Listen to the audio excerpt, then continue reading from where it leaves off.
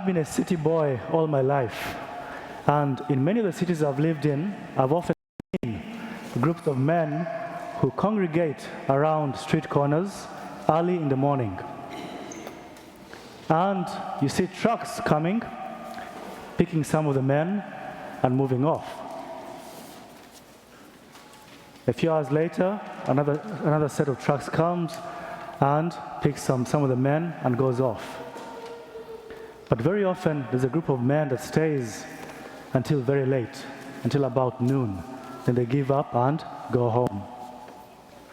When I was in Nairobi, I saw a group of women also sitting by the street corner. There were about 4 or 5 of them or 6 of them at a time. And they would go there very early in the morning, and they were dressed decently. And I used to ask myself, what are they doing there? So it took me a while to realize that they were very much like the men. They were day laborers. They were looking for domestic work, to go clean homes, to cook, to be nannies for the day. And I used to feel very sorry when I'd pass by about noon, going to lunch, and find some of the women were still waiting for work. I was going to say that here in Chicago, I haven't seen that happening, but I imagine that, like me, many of you have seen large groups of people at police stations. In a way, they're looking for work, but more importantly, they're looking for a place to stay. Many of them are immigrants from South America, from Venezuela and Ecuador. So the story that Jesus tells us in the parable today is a story which is very relevant for our own time. It's a story about how people end up not finding work, even though they desperately want to work. And so initially when we see people like that, we might say, but why are you standing idle? Why aren't you working? But the master takes time to ask the question and to listen to the answer. And they said, no one hired us. And so we might ask, why did no one hire these people? And we can imagine some of them maybe were seen as too old to be hired.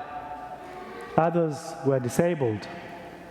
Some did not have authorization to work. They didn't have a green card or a visa. Some did not speak English well. Some came from the wrong neighborhood or from the wrong ethnicity. In corporate speak, we might say they were the wrong fit.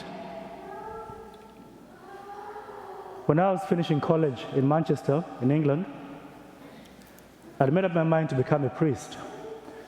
But my father, who is an accountant, said to me, well, it won't hurt for me to apply for work as an accountant in England. And so I did. And I remember going to the job interviews and feeling that I had no chance of getting a job. Because we'd introduce ourselves, I'd say, my name is Paul, I'm from Uganda. And the rest would introduce themselves and they'd say, well, I'm, I don't know, X, I'm from London, I go to Cambridge or to Oxford. And I thought to myself, I'm not going to compete against these people. As it happens, I was able to apply to several of these big 5 firms, as they called them at the time. And I was able to get through many of the first stages of the interviews. And then when I got to the last stage, when the boss, the partner, interviewed me, I would often get rejected. So eventually I applied to one last firm, and I got to the partner level of the interview, the very last stage. And so I was asked to give a presentation, and I did. And then something strange happened when I was doing my presentation. My interviewer fell asleep. So it was a hot summer day in London, and I think, it got to him, and he fell asleep. And so I thought to myself, there is no way I'm getting a job here. I've made the interviewer sleep. I was so boring. But then, at the end of the interview, he told me, well, it's a good thing you chose this topic, because it's a good topic to choose. And he said to me, you know, I spent some time in Africa when I was working for this farm a few years ago. And so because he had said that, I thought, maybe I do have a chance after all. And so I got hired by KPMG. Now, when I worked with KPMG in London, I soon realized that I was the only black person in my department of about 60. And I went to other departments on other floors, and I saw no black people there either. I used to go to lots of trainings, no black people either. And only once, when I was preparing for my CPA exams, did I run into some other black people who happened to be in a very specialized department, tax. And I became friends with them. But otherwise, I never used to meet any black people in the farm.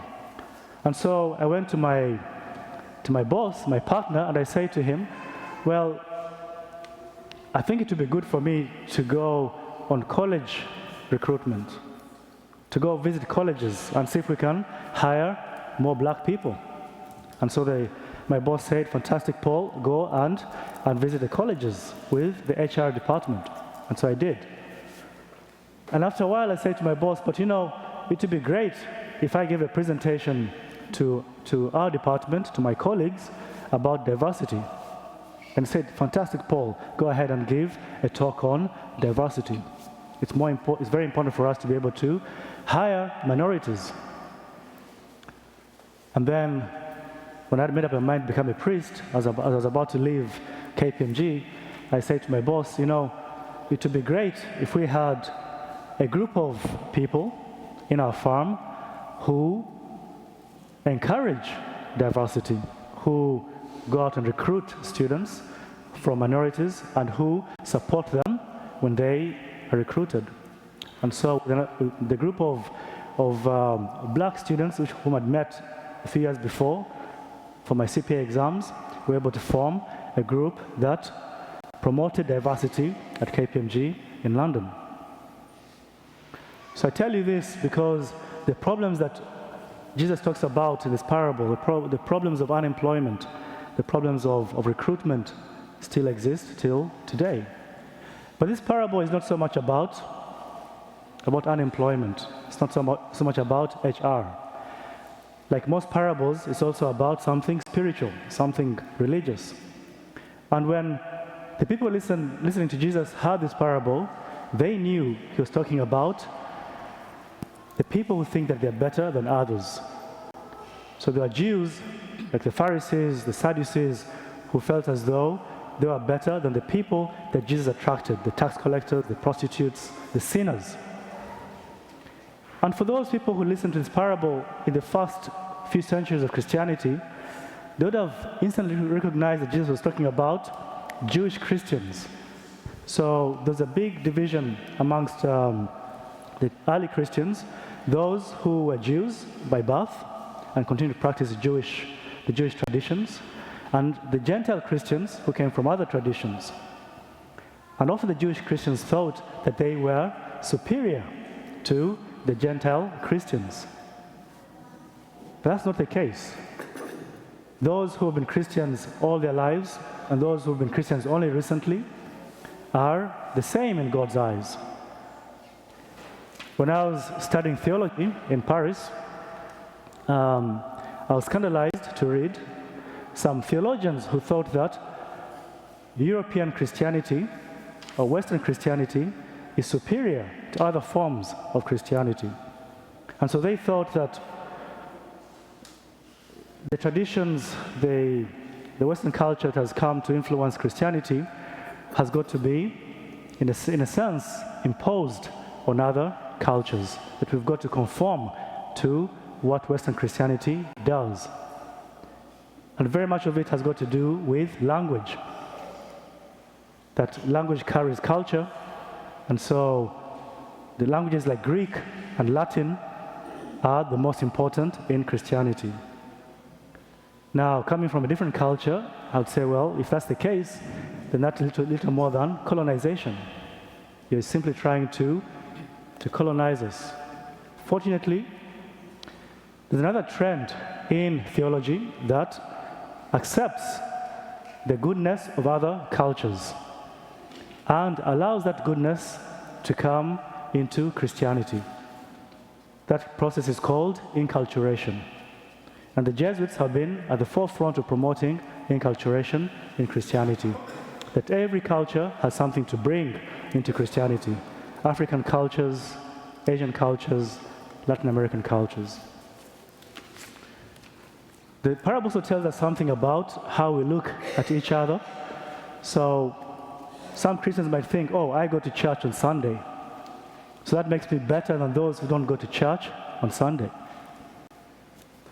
Some people might think, oh, I've been married in church, and so I'm better than those who are divorced. I'm better than those who are not married but live together. But how could we possibly know that? Only God looks into our hearts. Only God knows what's going on in people's lives. It's very hard to just look at a person's situation, circumstance, and develop conclusions about who they are and what they're doing. And so this parable tells us something important about God, also tells us something important about ourselves and how we look at each other and how we treat each other. It tells us that even though we can be mean in how we look at each other, God is always generous with us. That even though we are harsh in how we judge one another, God is always kind in how He judges us. And even though we can harbor resentments towards other people, we can try to belittle them, God is always merciful towards us. And so we can look to God for that wonderful example of generosity, of kindness, of mercy. That we can try to imitate God and be generous and merciful and kind towards others as God has been to us. Thank you for joining us today. Our digital ministry provides a valuable service to parishioners and visitors alike. Daily and Sunday Mass, funerals, weddings, and fireside chats, among other things, can be seen locally, throughout the country, and even the world, in real time or at one's convenience. If you would like to support this effort, please go to olphglenview.org. Click on the gold Donate button and then the Sunday Giving icon to make a contribution on our secure online giving portal. We sincerely appreciate your past and ongoing support. Thank you for helping us continue this ministry. God bless.